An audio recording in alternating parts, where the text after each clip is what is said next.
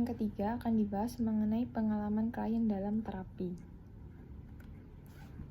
Jadi, klien pada terapi realitas ini merupakan orang yang tidak bertanggung jawab. Maksudnya di sini adalah klien dalam terapi realitas ini merupakan seorang yang belum dapat bertanggung jawab atas perbuatan atau tingkah laku yang telah dilakukannya dalam melakukan rencana-rencana untuk mencapai tujuannya sendiri. Kemudian, terapis di sini harus menantang klien, memandang kritis mengenai tingkah lakunya untuk mencapai tujuan. Jadi di sini terapis harus menantang klien, apakah klien itu mau untuk menjadi seseorang yang bertanggung jawab atas rencana-rencana yang dilakukan, agar klien itu dapat memandang secara kritis dan realistis dalam ia mencapai tujuannya. Kemudian, terapis mengevaluasi dan memeriksa yang dilakukan klien secara sinambung selama terapi.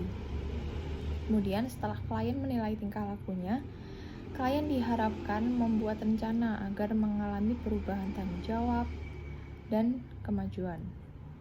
Jadi di sini tetap yang membuat rencana agar dapat mencapai tujuannya itu adalah klien sendiri.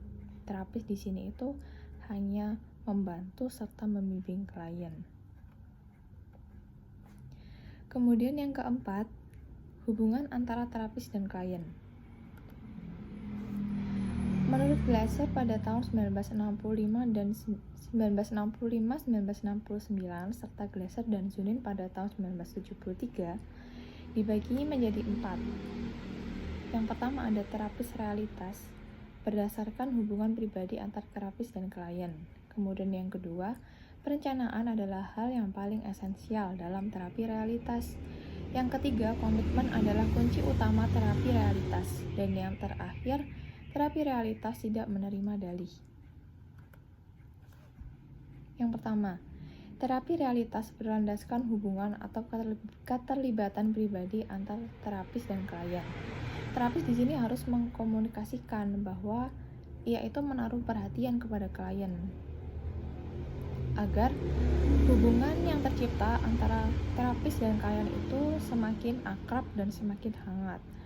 Kemudian terapis juga mengembangkan hubungan hangat namun tetap menjaga hubungan agar tidak sampai ke percintaan. Jadi terapis di sini harus secara profesional untuk mendekatkan hubungan, untuk membangun hubungan antara terapis dan klien sendiri untuk semakin hangat, semakin akrab, namun tetap dalam batasannya untuk tidak sampai ke hubungan percintaan, karena apabila sampai ini terjadi, berarti terapis juga telah melanggar kode etik. Kemudian terapis menentukan situasi terapeutik agar klien memahami sifat, maksud, dan arah hubungan yang terjalin antara terapis dan klien. Kemudian yang kedua, perencanaan adalah hal yang paling esensial dalam terapi realitas. Terapis dan klien harus membentuk rencana yang harus dijalankan karena tindakan merupakan paling esensial dalam terapi realitas.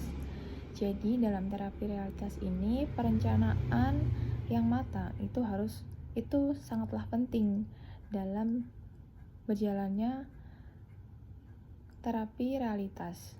Kemudian dalam mencapai tujuan yang telah ditentukan klien nanti, itu tindakan itu sangat penting untuk mencapai tujuan melalui rencana-rencana yang telah disusun bersama klien dan terapis.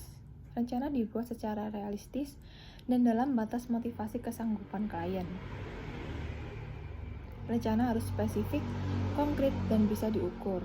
Jadi rencana itu harus tetap dalam batas kemampuan seorang klien, agar klien itu bisa terus berkembang dan bertanggung jawab atas rencana-rencana yang akan dilakukannya nanti.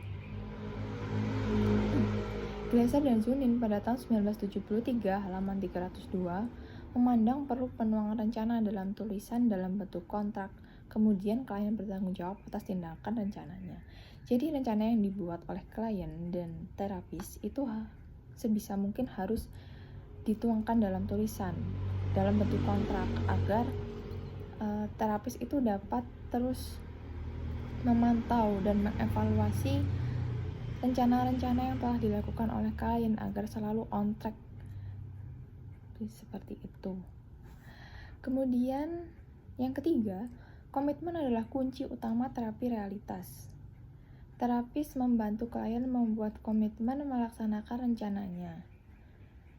Jadi, dalam terapi realitas ini, komitmen itu sangat penting agar klien itu dapat terus menjalankan rencananya secara bertanggung jawab, dan pada akhirnya klien itu dapat mencapai tujuannya. Dengan menjalankan rencananya, klien diharapkan memperoleh rasa berguna. Kemudian yang terakhir, terapi realitas tidak menerima dalih. Nah, dalam pelaksanaan rencana yang telah disusun bersama klien dan terapis, tentu tidak semua itu terlaksana. Tapi terapis di sini itu dilarang untuk menerima alasan-alasan yang dikemukakan oleh klien kenapa dia bisa tidak berhasil dalam melakukan rencana yang telah disusun. Di sisi lain, Glasser menegaskan bahwa terapis juga dilarang menyalahkan atau mencela klien atas kegagalannya atau menjadi detektif untuk mencari sebab kegagalan. Seperti yang tadi sudah saya jelaskan, di sini terapis tidak bertindak sebagai moralis. Terapis di sini itu membantu klien agar klien terus berkembang dan mencapai tujuannya menjadi orang yang lebih bertanggung jawab. Jadi terapis di sini dilarang menyalahkan klien apabila klien mengalami kegagalan dalam melakukan rencananya. Tapi terapis itu harus berfokus pada rencana yang diputuskan untuk dilaksanakan oleh klien. Jadi kalau misalnya rencana A itu gagal dilakukan oleh klien, di sini terapis tidak menyalahkan klien kenapa kamu bisa gagal untuk melakukan rencana A, tapi terapis itu lebih berfokus pada apa yang harus dilakukan supaya dia tetap mencapai tujuan, sedangkan rencana A ini sudah gagal untuk dijalankan. Kemudian jika terapis menerima alasan gagalnya sebuah rencana, maka itu dapat memicu identitas kegagalan pada klien. Terima kasih, sekian dari saya. Materi selanjutnya akan dilanjutkan oleh teman saya.